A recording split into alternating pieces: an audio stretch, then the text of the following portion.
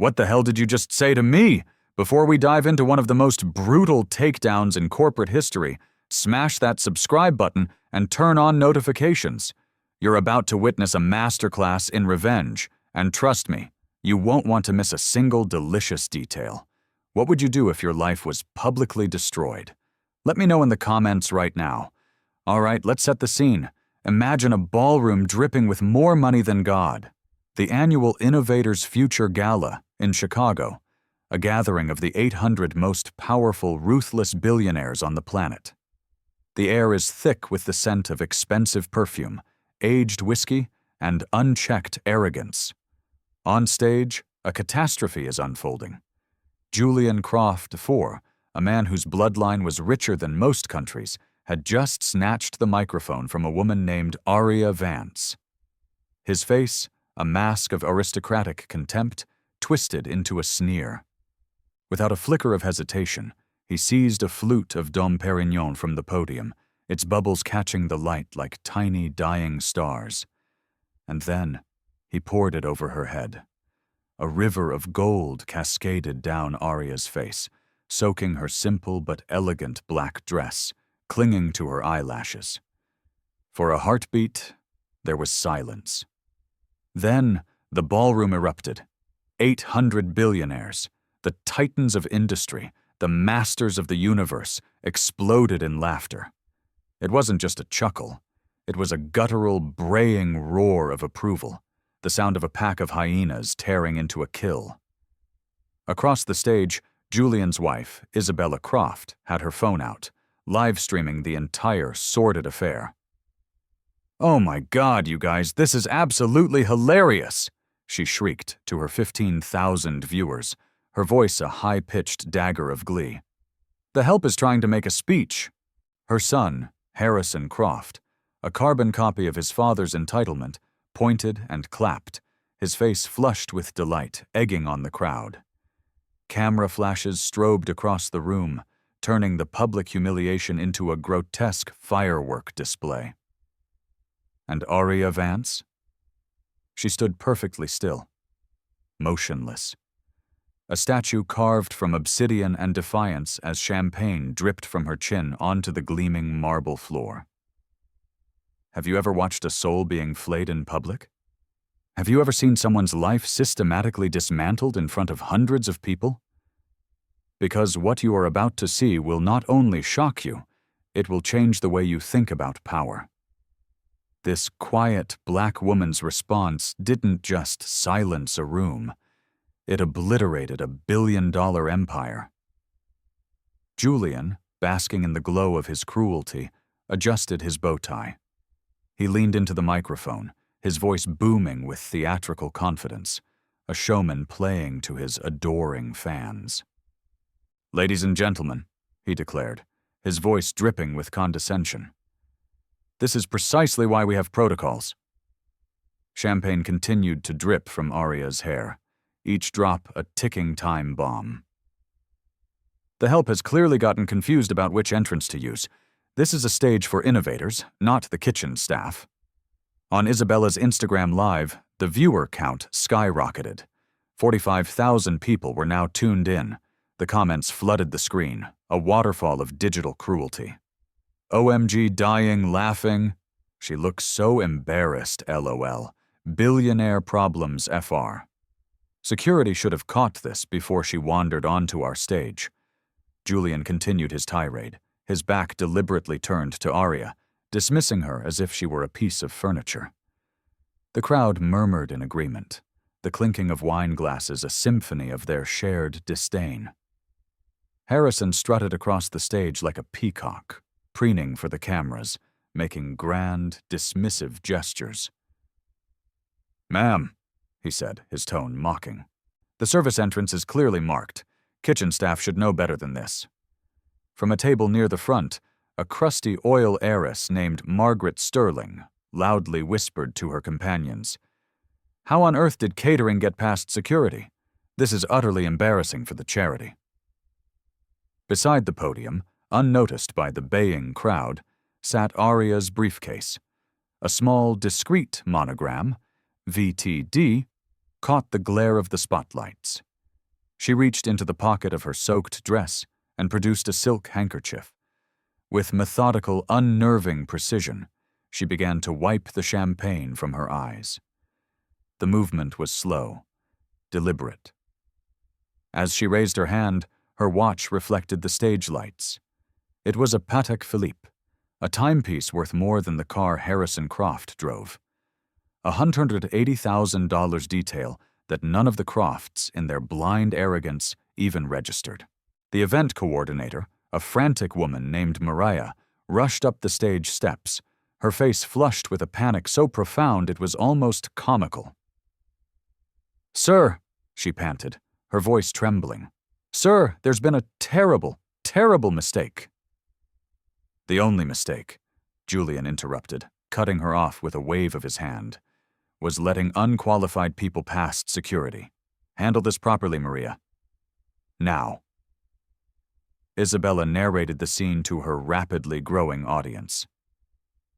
"You guys, this server actually thought she belonged on stage with the real speakers. The audacity is just breathtaking." Her live stream chat exploded in a frenzy of schadenfreude. "Secondhand embarrassment is real. Someone call HR and get her fired. This is why we need better screening processes." At a table in the middle of the room, a business reporter from Forbes, Jake Morrison, had initially been focused on his filet mignon. But the commotion had drawn his attention. He was a veteran journalist who had covered corporate titans for 2 decades. He'd seen arrogance before. But this was different. This was a public execution. And something about the woman's composure, her chilling stillness in the heart of the storm, felt wrong. It wasn't the reaction of a humiliated server. It was the calm of a predator. Aria's phone, tucked in a waterproof pocket of her briefcase, buzzed quietly against her hip. The screen lit up for a brief moment. A Bloomberg alert. Vanguard Tech Dynamics, VTD, shares surge 23% on acquisition rumors. She ignored it. "This is what happens," Julian declared to the audience, his voice swelling with self-importance, "when people don't understand their place in society. Standards exist for a reason." 800 heads nodded in sanctimonious agreement. Phones emerged from designer purses and tailored suit pockets, capturing the spectacle from every conceivable angle, turning the ballroom into a digital coliseum. And then she spoke. Aria's voice wasn't loud, but it cut through the laughter and the smug murmuring with the devastating clarity of shattering glass. "Mr. Croft," she said, her tone even, almost conversational. "Are you absolutely certain you want this moment documented?" Julian scoffed, throwing his head back in a theatrical laugh. "Document away, sweetheart," he boomed. "Everyone here should see what happens when the help gets ideas above their station. Let this be a lesson." Isabella cackled into her phone. "Oh my God, you guys, she's threatening to report us. To who? The Better Business Bureau?" The crowd's laughter reached a fever pitch, a tidal wave of derision. Aria's phone buzzed again. This time, the screen displayed a push alert from CNN Business. Major acquisition announcement involving Croft Legacy Holdings expected Monday. Maria, the event coordinator, was now frantically scrolling through her tablet, her hands shaking so badly she could barely type.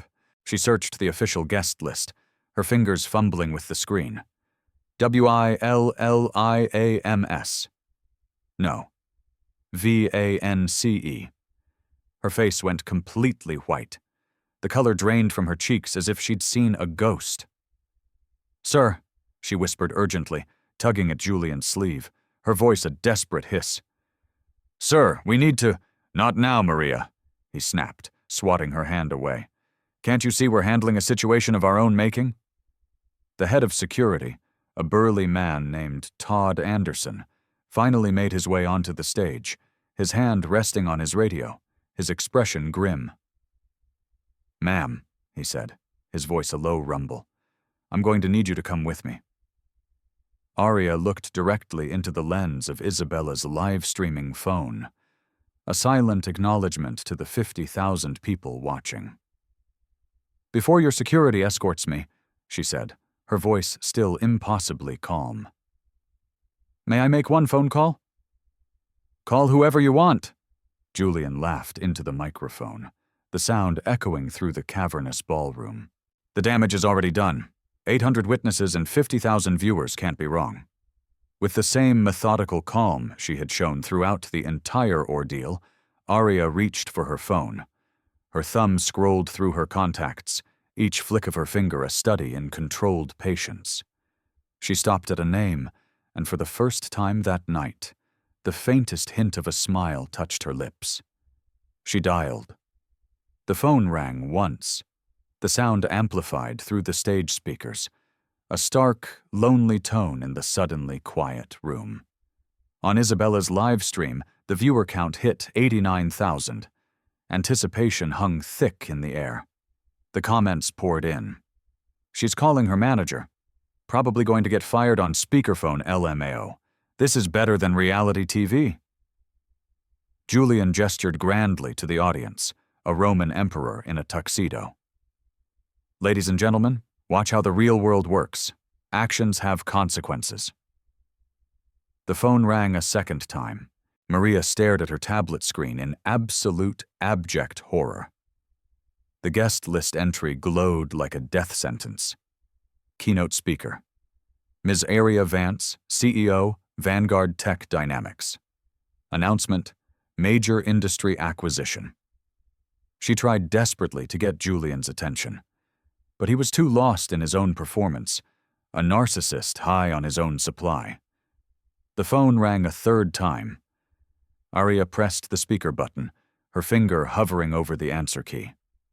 The stage speakers, designed to carry the voices of industry leaders to every corner of the room, would now broadcast her salvation or her final damnation. She looked directly at Julian Croft IV, the champagne still glistening in her hair like a crown of thorns. "This is your last chance to reconsider," she said quietly. Julian threw his head back and laughed, a full-throated, arrogant bellow. "Reconsider what, sweetheart? My generosity?" The fourth ring echoed through the ballroom speakers as Arya's finger pressed answer. But before anyone could speak, Julian, needing to have the last word, grabbed the microphone back. "Ladies and gentlemen, let's not waste any more time on this charade." He nodded to Todd Anderson. "Remove her immediately." Todd stepped forward, his meaty hand reaching for Arya's elbow.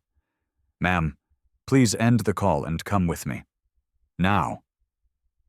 Arya held up a single finger. The gesture was so calm, so utterly authoritative, that Todd instinctively paused, his training overridden by a sudden, inexplicable sense of dread.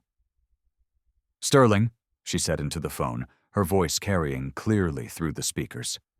"Patch me through to the legal team." A new voice emerged, crisp, professional, and amplified to every corner of the ballroom. A voice that dripped with the kind of power that doesn't need to shout. "Ms. Vance, I was expecting your call. Are you ready for the announcement?" Isabella's live stream chat went berserk. "Who is Sterling? Plot twist incoming. This is getting interesting." Julian's confidence flickered for the first time, a brief tremor in his smug facade. "Security," he barked, his voice a little too loud. "I said remove her now." But Todd Anderson stood frozen, a statue of confusion, something about the tone of the phone conversation striking him as monumentally significant. "Sterling, before we proceed," Arya continued, her voice as smooth as polished marble, "I need you to confirm the details of our acquisition for everyone present." At the head table, the executives from Croft Legacy Holdings suddenly looked up from their phones, their bored expressions replaced with ones of sharp attention. Eleanor Vance, the senior vice president, whispered urgently to her colleague, "Sterling? Why does that name sound familiar?" "Of course, Ms. Vance," Sterling's voice replied, each word a nail in Julian's coffin. Vanguard Tech Dynamics' $1.2 billion acquisition of Croft Legacy Holdings. The official announcement is scheduled for 9 a.m. tomorrow morning. The ballroom went silent. Utterly, completely silent. 800 conversations stopped mid-sentence. Wine glasses paused halfway to lips. The clatter of cutlery ceased. Even the kitchen staff, peering through the service doors, stopped moving. You could have heard a stock certificate drop. Julian's face drained of all color. He looked as if he'd been punched in the gut. Vanguard Tech, you can't possibly be... Sterling, Arya continued calmly, twisting the knife. Please also confirm our new diversity and inclusion requirements for all acquired companies, effective immediately. Isabella's phone slipped in her trembling hands. Her livestream viewer count shot past 150,000 as people frantically shared the link across every social platform. This was no longer just a viral moment. It was a historical event. Yes, ma'am, Sterling replied, his voice a cold, factual weapon. All executive teams must demonstrate measurable, inclusive leadership practices. Companies failing to meet these new standards will be excluded from all future acquisition considerations and face immediate board restructuring. Harrison Croft grabbed his father's arm, his face a mask of dawning horror. Dad, Vanguard Tech, that's the company that's buying us. If she's really... Impossible, Julian hissed, but his voice had lost all its theatrical confidence. It was a dry, rattling whisper. Maria, finally seeing her chance, managed to shove her tablet in front of Julian's face. The guest list entry glowed accusingly, a digital ghost come to haunt him. Keynote speaker, Arya Vance, CEO, Vanguard Tech Dynamics.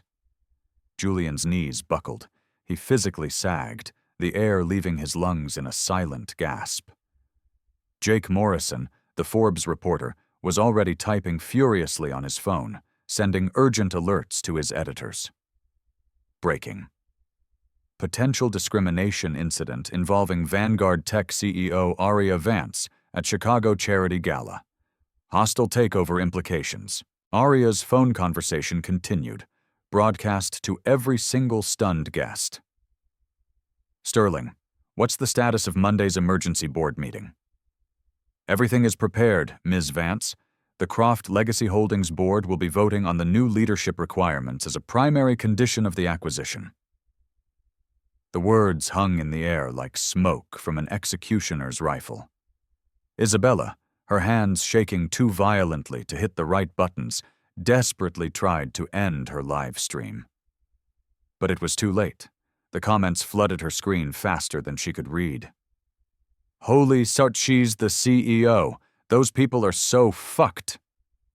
I can't believe what I'm watching. This is going viral worldwide. Eleanor Vance, the SVP, stood up from the head table, her face pale as a sheet. Julian, she said, her voice tight with fury and panic. We need to talk, right now. But Julian couldn't move. He couldn't speak. The microphone hung limp in his hand as the full cataclysmic weight of his actions crashed down upon him. Todd Anderson, the security chief, took a slow, deliberate step backward, his instincts screaming that he was in the middle of a corporate massacre far, far beyond his pay grade. There's one more matter, Sterling, Arya said, her voice still perfectly calm, a chilling counterpoint to the chaos she had unleashed. The champagne staining her dress seemed less like a mark of humiliation and more like war paint. Please remind me of the timeline for finalizing this acquisition. The contracts require signature by close of business on Friday, Ms. Vance. Any delays, complications, or leadership issues could result in the automatic cancellation clauses taking effect. Friday. 3 days away. Julian finally found his voice, though it came out as a pathetic, strangled croak.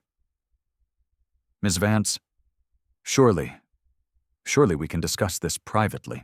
Arya finally turned to look directly at him, her dark eyes reflecting the hot stage lights like chips of obsidian.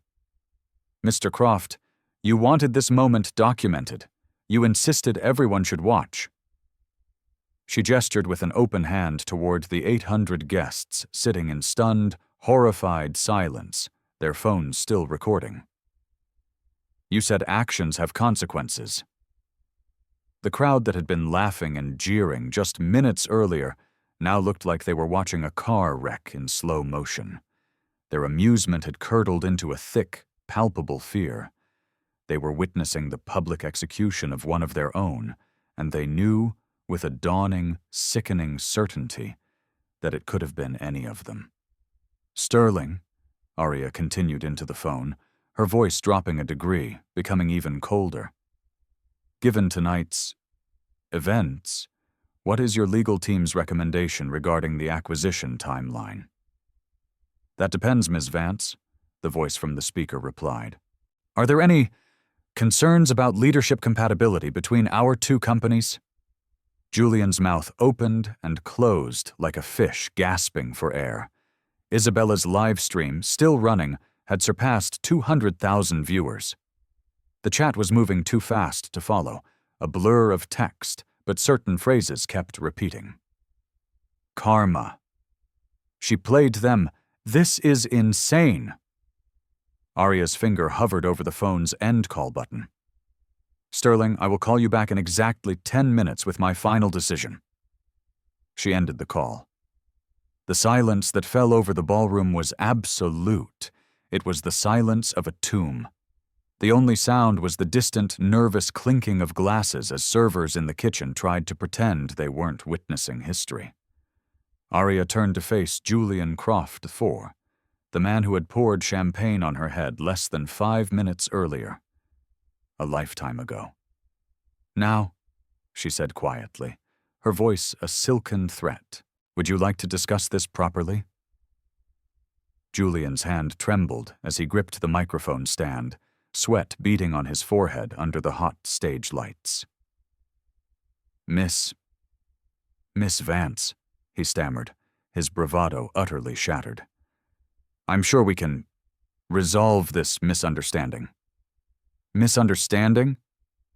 Arya's voice was surgical steel. It sliced through his pathetic attempt at diplomacy. You called me a racial slur. You poured champagne over my head. 800 people watched you humiliate me. She gestured toward Isabella's phone, which lay clattering on the floor where she'd finally dropped it, still live streaming to 250,000 people. And your wife broadcast it to the world. Isabella finally managed to end her stream, but it was a futile gesture. Screenshots, memes, and video clips were already spreading across Twitter and TikTok like a digital wildfire. Champagnegate began trending worldwide within minutes.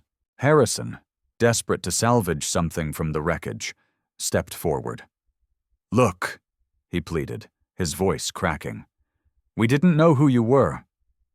The guest list, which your father approved, clearly identified me, Arya replied, her gaze unwavering. Your own event coordinator tried to warn your father. Twice. Maria stood frozen at the edge of the stage, clutching her tablet to her chest like a shield, a silent witness to the unfolding execution. Julian tried one last time to regain some semblance of control. Miss Vance, I sincerely, deeply apologize for the confusion. Perhaps we could discuss the acquisition terms in private. I'm prepared to be very generous. The acquisition?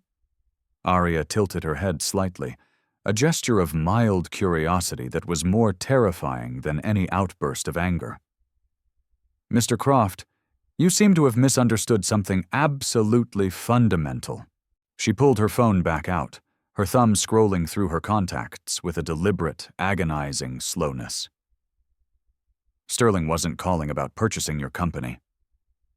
The words hit Julian like a physical blow. He staggered back a step. Vanguard Tech already owns 31% of Croft Legacy Holdings stock, Arya stated, her voice as flat and final as a coroner's report. We've been your largest single shareholder for the past 8 months. Eleanor Vance shot up from the head table, her face a mask of disbelief. That's impossible. We would have been notified of any major shareholding.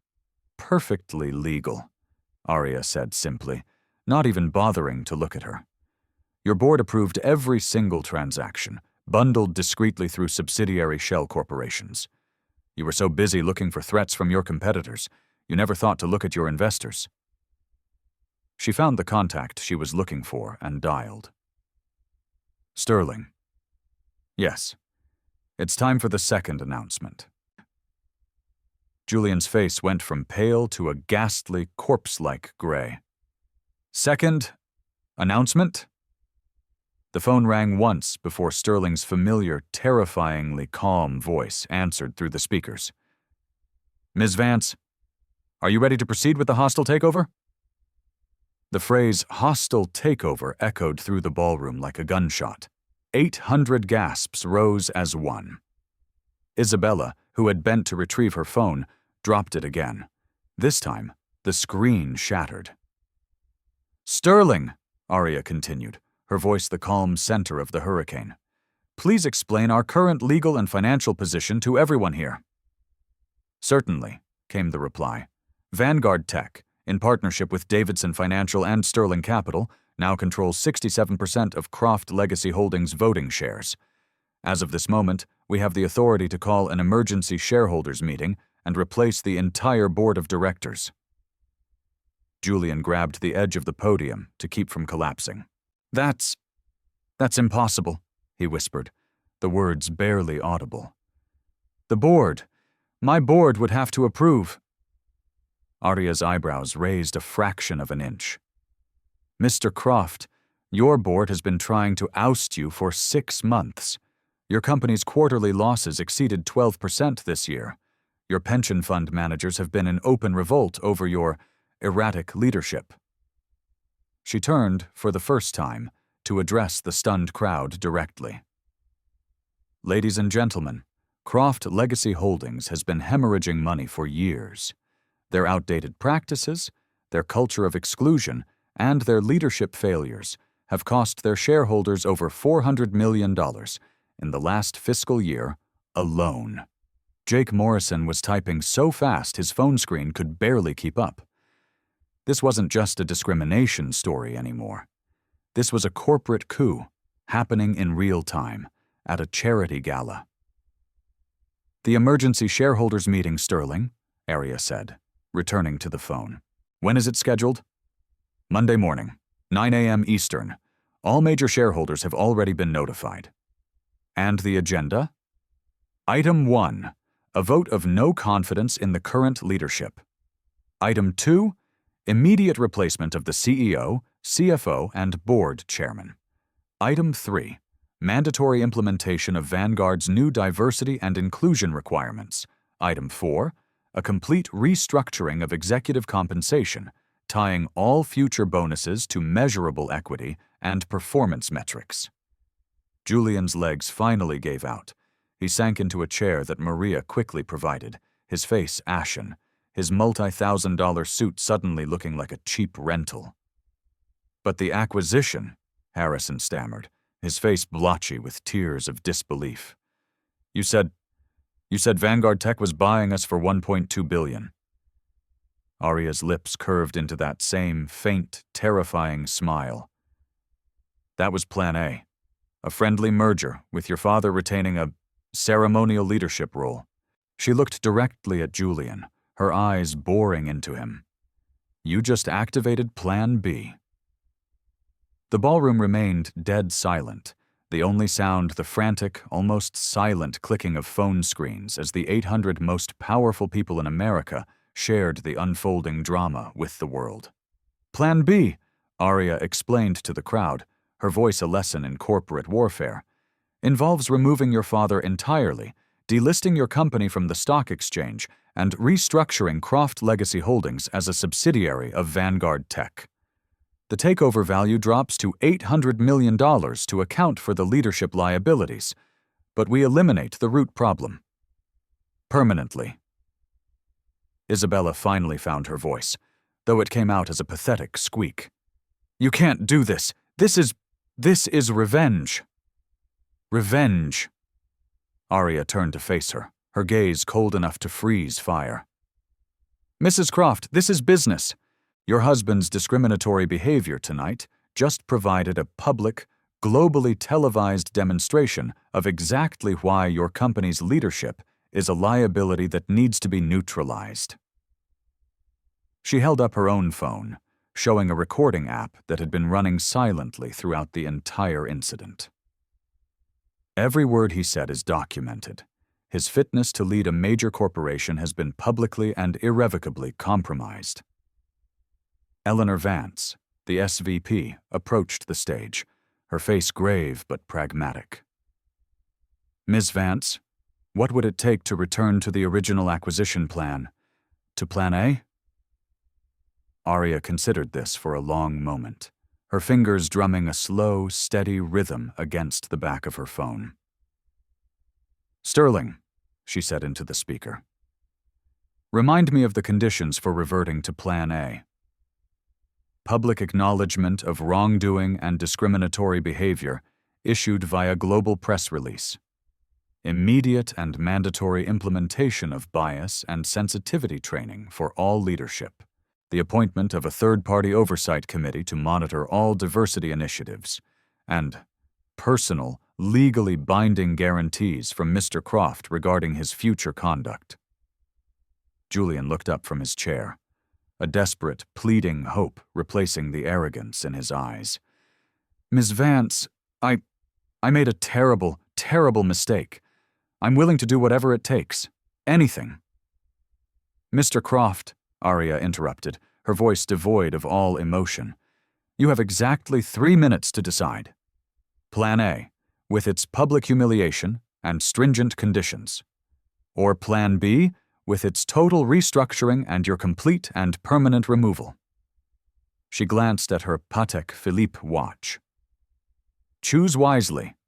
250,000 people are watching your wife's shattered phone screen, and the market opens in 12 hours. Isabella burst into tears, her sobs ugly and raw. Harrison stared at his father in horrified disbelief, seeing him not as a titan, but as a broken, pathetic old man. The crowd of billionaires sat transfixed, witnessing the brutal, systematic destruction of one of their own in real time. Julian Croft IV, a man who had ruled corporate boardrooms for 30 years with an iron fist, sat broken in a chair, while champagne stains dried on a black woman's dress. Arya checked her watch again. 2 minutes and 30 seconds, Mr. Croft. Julian's voice was a cracked whisper as he leaned into the microphone. Plan A. I choose Plan A. Arya didn't respond immediately. She studied him with the cold, detached calculation of a surgeon examining a malignant tumor. Sterling, she said into the phone. Mr. Croft has indicated his interest in pursuing Plan A. Please outline the specific, non-negotiable requirements. Certainly, Miss Vance, the voice replied, a phantom of corporate law. First, a public apology, acknowledging discriminatory behavior, must be issued within 24 hours via a press release and a live press conference. Second, mandatory comprehensive bias training for all C-suite executives to be completed within 30 days. Third, the appointment of an external chief diversity officer who reports directly to the board, not the CEO. Fourth, the publication of quarterly public reports on inclusion and diversity metrics tied directly to all executive compensation. Julian nodded frantically, his head bobbing up and down. Yes, absolutely. Whatever you need, done. I'm not finished, Sterling's voice continued, relentless. Fifth, Mr. Croft must personally undergo 40 hours of intensive, one-on-one sensitivity training with Dr. Anya Sharma, which will be documented and verified by her office. Sixth, Vanguard Tech receives permanent board representation on the Croft Legacy Board, 3 seats minimum. The crowd murmured. These weren't suggestions. These were terms of unconditional corporate surrender. Seventh, Sterling concluded, the final nail, Any future discriminatory incidents from any member of the Croft family or their executive team will result in the immediate and automatic activation of Plan B, with no further negotiation or opportunity for appeal. Arya walked slowly across the stage, her heels clicking against the marble with the finality of a judge's gavel. The champagne had dried in her hair, but her posture was that of a queen. "Mr. Croft," she asked, "do you understand these terms?" "Yes," Julian whispered. "I need you to speak into the microphone, Mr. Croft. The 800 witnesses in this room and the hundreds of thousands watching online need to hear your acceptance clearly." Struggling to his feet, his legs unsteady, Julian Croft IV gripped the microphone. "Yes," he said, his voice shaking but clear. "I understand and I accept all terms." "Excellent. Sterling, please execute the necessary legal framework." "Right away, Ms. Vance. I have the contracts ready for digital signature. The SEC notification will be filed within the hour, and the press release template is prepared for your review." Eleanor Vance stepped closer to the stage, her voice tight. "Ms. Vance, what about the financial implications of this agreement?" "The original $1.2 billion valuation remains intact," Arya replied coolly, "contingent upon full and absolute compliance with all terms. However, any violation, at any time, drops the valuation to $600 million and triggers the hostile takeover, instantly." She then turned to address the entire silent ballroom. "Ladies and gentlemen, you have witnessed something unprecedented tonight. This isn't just a business deal. This is how corporate accountability works in the 21st century." Jake Morrison, the reporter, raised his hand slightly. "Ms. Vance, for the record, what was your primary motivation here? Was this about business or was this personal?" Arya paused, considering her words carefully. "Mr. Morrison, discrimination isn't just morally wrong. It's bad business. It is a cancer that eats away at innovation and profitability. Companies with inclusive leadership teams outperform their less diverse peers by an average of 35%. Diverse executive teams generate up to 70% higher revenue growth from new markets. Mr. Croft's behavior tonight was not just an insult, it was a symptom of the disease that has been killing his company." She gestured towards the data she could call up on her phone in an instant. Croft Legacy Holdings stock has dropped 18% over the past year. Employee turnover in their executive ranks is 67% above the industry average. 3 of their major clients have terminated their contracts in the last quarter, citing cultural concerns. Julian's face grew more ashen with each devastating statistic. Vanguard Tech, by contrast, Arya continued, has increased its valuation by 340% over the past 3 years, precisely because we champion inclusive practices. Our leadership team is 60% women and people of color. Our innovation pipeline is the strongest in the industry because we listen to every voice. Isabella, wiping tears and smeared mascara from her cheeks, sobbed, "But this is public humiliation." "Mrs. Croft," Arya replied evenly, her voice devoid of pity. "You live-streamed my humiliation to 250,000 people. You chose to make this public. You and your husband built this stage, not me." She held up her phone, showing the social media notifications that were still flooding in.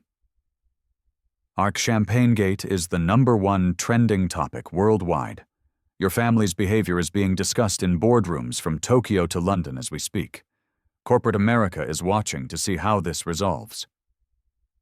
Harrison found his voice, though it wavered with fear. "What happens to our family's reputation?"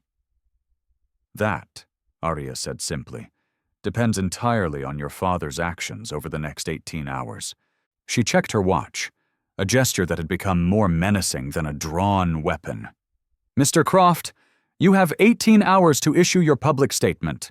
The press release must specifically acknowledge discriminatory behavior, commit to systemic, verifiable change, and include a personal, direct apology for tonight's incident. 18 hours. 18 hours! Julian's voice pitched higher with panic. That's not enough time to craft the proper messaging, to consult with PR. Mr. Croft, Arya interrupted, her voice like ice. You had 30 seconds to decide whether to humiliate me. 18 hours is more than generous for a simple apology. She turned back to her phone. Sterling, please confirm the market implications if Mr. Croft fails to comply. Certainly, the disembodied voice replied. Croft Legacy Holdings stock will face immediate, catastrophic selling pressure at market open. Its credit rating will be reviewed for an immediate downgrade. Major institutional investors have already contacted our firm to express their grave concerns about leadership stability. The weight of complete and utter financial destruction hung over the ballroom like a storm cloud. Furthermore, Sterling continued, twisting the final knife, Vanguard Tech has preemptively secured provisional agreements with Croft's 3 largest clients. They have already agreed to transfer their multi-million-dollar contracts to us if a hostile leadership change occurs. Julian swayed on his feet, his face a death mask. You're destroying everything I've built. No, Mr. Croft. Arya's voice was steady, clinical, and final. You did that the moment you chose humiliation over basic human dignity. I am merely offering you a chance to salvage something from the wreckage you created. But the choice, as it always has been, was yours. She gestured toward the crowd of 800 silent witnesses. Every person in this room saw you pour champagne over my head. Every person heard you use a racial slur. Your behavior was broadcast to hundreds of thousands of people. Corporate America can no longer afford to ignore discrimination and expect it to be business as usual. Tonight proves that actions have consequences. Real, tangible, financial consequences. Eleanor Vance cleared her throat, her voice strained. Ms. Vance, assuming full compliance, what is the timeline for the integration? 6 months for a complete restructuring, Arya announced. Croft Legacy Holdings will be rebranded as the East Coast division of Vanguard Tech. All employees will be retained and retrained according to our standards of excellence and inclusion. She paused, her gaze sweeping across the stunned faces in the crowd. Excellence isn't about exclusion. It's about elevating everyone to their highest potential. Julian clutched the microphone like a lifeline. Ms. Vance, he pleaded, his voice breaking. I swear to you this will never, ever happen again. I will do whatever it takes to make this right. Arya studied him for a long, unreadable moment. Mr. Croft, your words tonight revealed who you really are. Your actions over the next 18 hours will determine who you choose to become. She collected her champagne-stained briefcase from beside the podium. Sterling, please send the final binding contracts to Mr. Croft's legal team. The clock starts now. The line went dead. Arya Vance turned to face the 800 guests one final time. Ladies and gentlemen, she said, her voice ringing with the authority of a conqueror. Thank you for witnessing accountability in action. 17 hours and 43 minutes later, a broken Julian Croft IV stood before a bank of television cameras in his company's headquarters lobby. Dark circles shadowed his eyes. His usually immaculate hair showed the clear signs of a long, sleepless night of corporate damnation. Ladies and gentlemen of the press, he began, his voice hoarse, reading from a statement. I am here today to address my inexcusable and repugnant behavior at last night's Global Innovation Gala. The press release had gone out at 6 a.m. sharp. By 7 a.m., it was the lead story on every major business network in the world. I publicly humiliated Ms. Arya Vance through discriminatory actions and abhorrent language that have no place in corporate leadership or in any civilized society, he continued, his voice cracking. Behind him, the Blackwood Industries stock ticker, which had been in freefall, showed a modest 3% uptick, the first positive movement in weeks, a sign that the market approved of his forced penance. I take full and sole responsibility for my actions. I used a racial slur, and I poured champagne over her head in front of 800 witnesses. This behavior was racist, degrading, and completely and utterly unacceptable. CNN Business ran a split screen, Julian's pained apology on the left, and damning footage from Isabella's now infamous live stream on the right. "Effective immediately," he choked out, "I am enrolling in a comprehensive 40-hour bias and sensitivity training program with the renowned Dr. Anya Sharma. Furthermore, Croft Legacy Holdings will immediately implement new, stringent, inclusive leadership standards, developed in direct partnership with Vanguard Tech Dynamics." The questions from the press came like rapid-fire gunshots. "Mr. Croft, how do you respond to the widespread calls for your immediate resignation? Will your wife, Isabella Croft, face any consequences for live streaming the incident? What is your message to the countless employees within your own company who have experienced discrimination under your leadership?" Julian's hands shook as he gripped the podium. The board has voted to retain me as CEO, contingent upon my full, absolute, and verified compliance with the reform program laid out by Ms. Vance. My wife, Isabella, will also be undergoing intensive sensitivity training and has deactivated all of her social media accounts, pending the successful completion of her program. Miles away, in her sleek corner office overlooking the Chicago skyline, Aria Vance watched the press conference with a cool, detached expression. Her assistant knocked softly and entered. "Ms. Vance, Dr. Sharma is here for your 10 a.m. meeting." Dr. Anya Sharma, a renowned organizational psychologist whose TED Talks on corporate culture were legendary, entered with a tablet full of notes. "Ms. Vance," she began, her tone professional, "I've reviewed the Croft case file. The reform program you've outlined is one of the most ambitious and comprehensive I have ever seen." "Dr. Sharma, systematic change requires systematic intervention," Aria replied. "What is your preliminary assessment of their commitment level?" "Julian Croft is terrified," Dr. Sharma said bluntly, "and that's actually helpful. Fear of complete financial ruin can be a powerful motivator for genuine behavioral change. His son, Harrison, seems genuinely remorseful and is already asking how he can help lead the cultural change. Isabella—" Dr. Sharma paused, choosing her words carefully. "Isabella is angry and defensive. She sees herself as the victim. She will require different, more direct approaches." Aria nodded. "And the broader organizational culture at Croft?" "A cesspool," Dr. Sharma said. "Croft Legacy has a deeply documented history of discrimination complaints.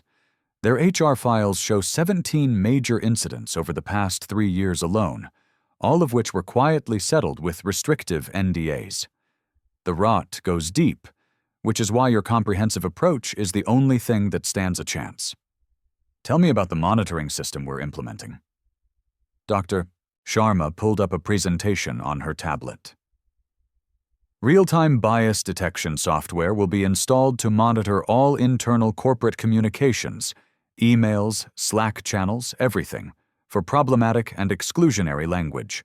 We are setting up an anonymous reporting system through a third-party app that connects directly to my oversight committee, bypassing the compromised internal HR department completely. We will conduct monthly anonymous culture assessments with rigorous statistical analysis." "And the accountability measures?" Aria asked, her focus absolute. "Executive compensation will be directly and irrevocably tied to the new inclusion metrics. Quarterly 360-degree feedback reviews for all managers will now include a mandatory bias assessment. Any manager who receives more than 2 verified incident reports in a single year faces immediate termination, with no severance." Aria studied the data on the screen. "Dr. Sharma, I need this program to be more than just successful. It needs to be bulletproof. Corporate America is watching this case. It needs to become the new gold standard. It will be, Dr. Sharma said with confidence. I've implemented similar systems at Google, Microsoft, and Tesla after their own public scandals. The Croft Vanguard program will be even more comprehensive, more rigorous, and more transparent than any of them. Meanwhile, back at the headquarters of Croft Legacy Holdings, the emergency board meeting was underway. Eleanor Vance addressed the grim-faced room of 12 directors. The Vanguard Tech integration proceeds on schedule, she announced. Employee retention is currently at 94%, which is significantly higher than we projected. Client confidence is stabilizing, thanks to Ms. Vance's public statements of support for the transition. A board member, Thomas Chen, raised his hand. Eleanor, what about the financial projections? Are we going to survive this? The projections are remarkably positive, she replied, a hint of awe in her voice. The inclusive leadership training, which began last week, has already identified 3 major multi-million-dollar inefficiencies in our innovation pipeline that were caused by homogeneous teams failing to identify key market risks. Vanguard Tech's agile and inclusive methodologies are being implemented across all divisions, and our initial employee morale surveys show a staggering 78% approval rating for the changes. Many employees have expressed profound relief that their long-standing concerns about discrimination and harassment will finally be addressed systematically. The transformation was visible throughout the halls of the Croft building. New posters, designed by Vanguard's marketing team, outlined the new Inclusive Excellence Standards. QR codes for the anonymous reporting system appeared in every conference room and break area. In the main lobby, a massive screen that once showed the stock price now displayed real-time diversity metrics, dashboards for the entire company. In the Executive Training Center, a humbled Julian Croft sat across from Dr. Sharma, working through painstaking bias recognition exercises. Mr. Croft, she said, her tone patient but firm. Describe your thought process when you first saw Ms. Vance walk onto that stage. Julian squirmed in his chair, the memory still raw. I made assumptions based on her appearance and her attire. What specific assumptions did you make? That she didn't belong there, he admitted, his voice low. That she was service staff. And what information, what data did you use to form these assumptions? Dr. Sharma pressed. Julian's voice dropped to a barely audible whisper. Her race, and the fact that she wasn't wearing an expensive, flashy gown like the other women. And how might these unconscious assumptions affect your business decisions on a daily basis, Mr. Croft? They could cause me to overlook qualified candidates for promotion, he said, the realization dawning on him. To make hiring decisions based on my own prejudice rather than on actual merit. To dismiss a good idea because of who it came from. Dr. Moore made notes on her tablet. This awareness is progress, Mr. Croft. Real, lasting change requires acknowledging that these unconscious biases exist in all of us. The program's effects rippled far beyond the walls of Croft Legacy Holdings. Harvard Business School fast-tracked the development of a case study on the Vance paradigm. The Society for Human Resource Management officially adopted ARIA's accountability framework as a new industry best practice. 5 different Fortune 500 companies, spooked by the public nature of the Croft takedown, preemptively requested to license Vanguard's transformation programs. Isabella Croft sat in her first mandatory training session, her arms crossed defensively over her chest. The facilitator, a calm but unflappable psychologist named Dr. Jennifer Walsh, remained patient. Mrs. Croft, your live stream reached a peak of over 250,000 concurrent viewers. What message do you believe that sent to the world? I was just recording what happened, Isabella muttered, refusing to make eye contact. Your commentary, Dr. Walsh said, consulting her notes, included phrases like, "This is hilarious," "The help should know her place," and multiple laughing emojis. How might your viewers and potential business partners of your husband's company interpret those words?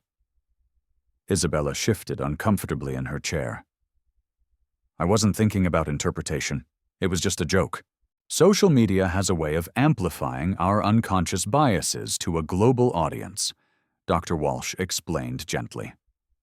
Your platform didn't just broadcast an event, it endorsed a particular interpretation of that event.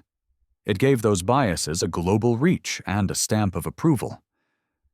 The training continued for weeks. Gradually, grudgingly, Isabella began to comprehend the true scale and impact of her actions. 3 months later, the newly rebranded Vanguard East Division, formerly Croft Legacy Holdings, released its first quarterly diversity and inclusion report. The numbers were stark and undeniable. Employee satisfaction was up 34%. The innovation pipeline, measured by the number of new projects greenlit, had expanded by 67%.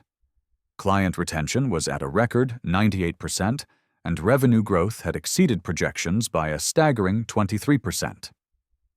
Aria reviewed the report from her office, allowing herself a brief, quiet moment of satisfaction. Her assistant buzzed in.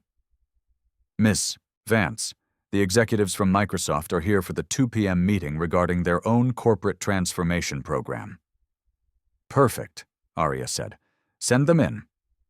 The Microsoft team, 3 senior executives who had been following the Croft case with intense interest, entered the office.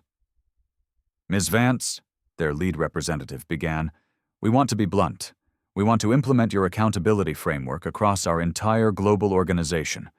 Can Vanguard Tech handle a project of that scale? Aria smiled.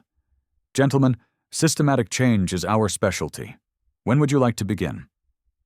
Outside her window, the city of Chicago hummed with its usual relentless energy. But inside boardrooms across America and around the world, new conversations about inclusion, diversity, and accountability were happening with a new and profound urgency. The Champagne Gate incident had become a watershed moment, a cautionary tale whispered in every C-suite. For the first time, corporate leaders truly understood that discrimination didn't just carry a reputational risk, it carried real, catastrophic financial consequences. Aria's phone buzzed. It was a text from Dr. Sharma. FYI, Julian Croft just completed his 40-hour program. He showed remarkable transformation. I am recommending him for the next phase of our leadership advocacy training. She typed back a simple reply. Excellent. Real change is possible when the stakes are made crystal clear. The revolution had begun not with a bang, but with a quiet, methodical application of data, strategy, and relentless pressure, just as Aria had always preferred it. 6 months after that fateful night, Aria Vance stood before an audience of 500 of the world's top corporate executives at the National Business Leadership Conference. The same simple black dress, now professionally cleaned and preserved, hung framed in her office. A permanent reminder that dignity preserved becomes power multiplied. Excellence isn't achieved through exclusion, she told the rapt audience, her voice resonating with quiet power. It is achieved by elevating everyone to their highest potential. The Croft transformation had become the stuff of corporate legend. Harvard, Wharton, and Stanford now taught the Vance paradigm in their MBA programs. The case study was required reading. Strategic Response to Systemic Discrimination: How Quiet Power Reshapes Corporate Culture. Julian Croft Tharp sat in the front row, taking notes like an eager student. The broken, arrogant man from the Gala stage had evolved into an unlikely but passionate advocate for inclusion. His company's stock had reached all-time highs. Employee retention was at 97%, and their innovation metrics had soared. Mr. Croft, Aria said, addressing him directly from the stage, would you be willing to share your perspective on the process of systematic change? Julian stood up, his voice steady and confident. Mrs. Vance taught me a lesson I will never forget. Diversity isn't charity. It is a profound competitive advantage. Our executive team is now 55% women and people of color. Our innovation pipeline has tripled. Our profit margins now exceed the industry benchmarks by 34%. He paused, gathering the courage for what he needed to say next. Most importantly, we have worked to create a workplace where every single employee's potential can flourish. And that includes people who look like me, learning to finally recognize and confront our own blind spots and unearned advantages. The audience applauded, a sound of genuine respect that would have been impossible just 6 months earlier. Isabella Croft had undergone her own transformation. Her new, reactivated Instagram account now focused exclusively on amplifying diverse voices in the business world. Her follower count had actually grown, but for entirely different reasons. Young professionals now sought her out for insights on how to recover from public mistakes and grow from them. Accountability, she had written in a recent, widely shared post, isn't punishment. It's an opportunity for profound growth. Harrison Croft now headed Vanguard East's inclusion initiatives. His first major hire had been to bring Dr. Anya Sharma in-house as the company's permanent chief diversity officer. Under her guidance, the company's culture surveys showed remarkable shifts. 89% of employees now reported feeling psychologically safe to express new or dissenting ideas. Verified bias incidents had dropped to 0 for 4 consecutive months. Innovation submissions from employees had increased by 156% across all demographic groups. Client satisfaction ratings had reached all-time company records. The ripple effects of that one night extended far beyond one company. The Vance Standard had been formally adopted by 127 Fortune 500 companies. Boardrooms across America now included real-time bias monitoring as a standard practice. Tying executive compensation to inclusion metrics became the new industry standard. Aria's phone buzzed. It was a message from her assistant. Tesla, Amazon, and Goldman Sachs are all requesting urgent transformation consultations. The demand for systematic change had become a global movement. But Aria's proudest achievement wasn't in the headlines or the corporate reports. It sat in a quiet folder on her computer marked Employee Letters. It contained hundreds of messages from workers whose voices had been marginalized and silenced for years. Ms. Vance, because of your courage, I finally felt safe enough to report the harassment in my department. Management actually listened and made immediate changes. The anonymous reporting system you implemented saved my career. I can contribute authentically now without fear. My young daughter saw your press conference on the news, and she turned to me and said, "Mommy, I want to be a CEO like her someday." These were the real-life stories of transformation. One person, one career, one life at a time. Dr. Sharma's research had quantified the global impact. Companies that implemented the Vance method showed an average of a 67% reduction in discrimination complaints, a 45% increase in innovation patents filed, a 78% improvement in employee retention, and a 23% boost in quarterly revenue growth. The data proved what Aria had always known. Inclusion wasn't just morally right. It was economically essential for survival in the modern world. Standing before the Chicago audience, Aria concluded her keynote address with the words that had become her signature. Real, lasting change doesn't require rage or revenge. It requires strategy, persistence, and an unwavering commitment to human dignity. Because when we elevate everyone, we all rise higher. The standing ovation lasted for 3 full minutes. Later that evening, in a quiet moment between speaking engagements and board meetings, Aria reflected on the path that had led her here. The champagne-stained dress in her office served as a constant reminder. Sometimes, Our greatest humiliations can become our most powerful catalysts for change. Her assistant knocked. Ms. Vance, you have the Congressional Subcommittee call at 4 p.m. They want to discuss the new Corporate Accountability Act they're drafting based on your model. Arya nodded. The private sector success had finally caught the attention of lawmakers. And Ms. Vance, the Vanguard East Quarterly report just came in. Continued excellence across the board. Mr. Croft personally requested to present the new diversity metrics to you himself. Arya smiled. Schedule it. His journey deserves our recognition. This was how real, sustainable change happened. Not through angry, fleeting confrontations, but through strategic, relentless pressure applied with surgical precision. Not through destroying people, but through transforming the systems that allowed their destructive behavior to flourish in the first place. The Vance paradigm had proven that accountability and empathy could coexist, that consequences and compassion could work in tandem, and that the quiet stories of dignity and strength could reshape entire industries. Her phone buzzed again with notifications, meeting requests, speaking invitations, transformation consultations. Corporate America had finally learned that inclusive leadership wasn't optional anymore. It was the price of admission to the future. Have you ever witnessed discrimination in your workplace or community?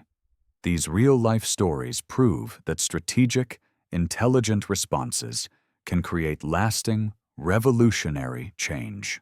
Arya Vance showed us all that stories of quiet power can transform entire systems when we combine raw courage with calculated, strategic action. We want to hear from you. Share your experience in the comments below. Your stories matter. Your resilience inspires others to find their own strategic strength. Subscribe for more weekly real-life stories of professional and personal transformation. Together, we are building a future where every single person's potential can finally flourish. Because real change doesn't happen by accident. It happens when we decide to make it inevitable. Share this story. Comment with your experiences, and subscribe for more tales of transformation. The revolution continues, one strategic response at a time. Sometimes the most powerful revolutions don't come with shouting and noise, but with the quiet, unshakable dignity of one person standing their ground. Here at Beat Stories, we highlight those incredible moments that shift the balance of power. If this story moved you, hit subscribe, because every single week we bring you real stories that shake the system to its core.